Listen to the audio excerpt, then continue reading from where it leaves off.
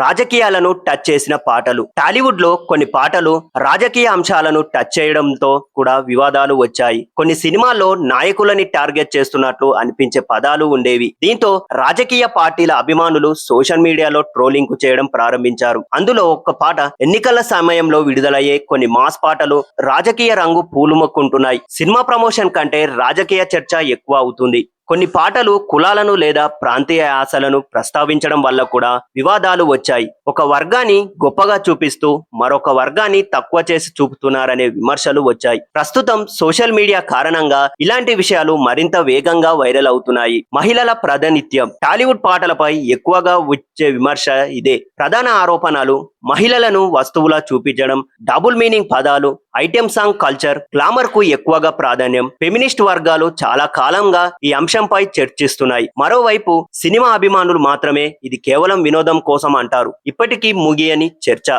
ఇక social media ప్రభావం. పాత రోజుల్లో వివాదాల్లో పేపర్లో మాత్రమే ఉండేవి. ఒక పాట విడుదలైతే Twitter trend, YouTube comments, Instagram reels, Facebook debates అన్నీ కలిసి కాంట్రవర్సీ మరింత పెంచుతున్నాయి. ఒక చిన్న లైన్ కూడా పెద్ద సమస్య మారింది. ఒక పాటలో ఒక పదం కూడా ఎవరైనా అభ్యంతరంగా అనిపిస్తే అది వెంటనే వైరల్ అవుతుంది.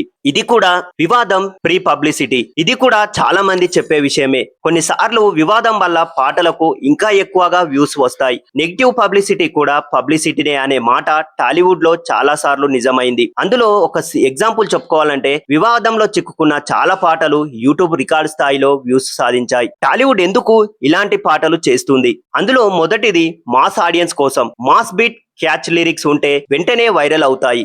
రెండోది సోషల్ మీడియా ట్రెండ్ కోసం. రీల్స్ లలో ఉపయోగించుకోవడానికి అనువుగా పాటలను రూపొందిస్తున్నారు. మూడోది కమర్షియల్ ప్రెషర్. సినిమా హిట్ కావాలంటే ఒక హాట్ సాంగ్ అవసరమనే భావన ఉంది. నాలుగోది ఫ్యాన్స్ కల్చర్. హీరో ఎంట్రీ లేదా మాస్ సాంగ్స్ ఫ్యాన్స్ కోసం ప్రత్యేకంగా డిజైన్ చేస్తున్నారు. ప్రేక్షకుల బాధ్యత కూడా ఉందా? అవును. ప్రేక్షకులు ఏ పాటలను ఎక్కువ చూస్తారో అదే రకం పాటలు మరింత వస్తాయి. సోషల్ మీడియాలో వైరల్ అయ్యే పాటలు ఎక్కువగా mass beats, glamour, dance, double meaning lyrics ఉండడంతో నిర్మాతలు కూడా అదే దారిలో వెళ్తున్నారు. టాలీవుడ్ లో వివాదాస్పద పాటలు కొత్త విషయం కాదు. కానీ సోషల్ మీడియా యుగంలో అవి మరింత పెద్దగా చర్చగా మారుతున్నాయి. ఒకవైపు ఇవి వినోదం, స్వాచ, కళాత్మకత అని కొందరు భావిస్తే, మరోవైపు సమాజంపై ప్రభావం చూపుతున్నాయని విమర్శలు వస్తున్నాయి. సినిమా పాటలు కేవలం ఎంటర్టైన్మెంట్ మాత్రమేనా, లేదా సమాజంపై బాధ్యత కూడా ఉండాలా? ఈ ప్రశ్నకు సమాధానం ఇంకా ప్రేక్షకుల చేతుల్లోనే ఉంది.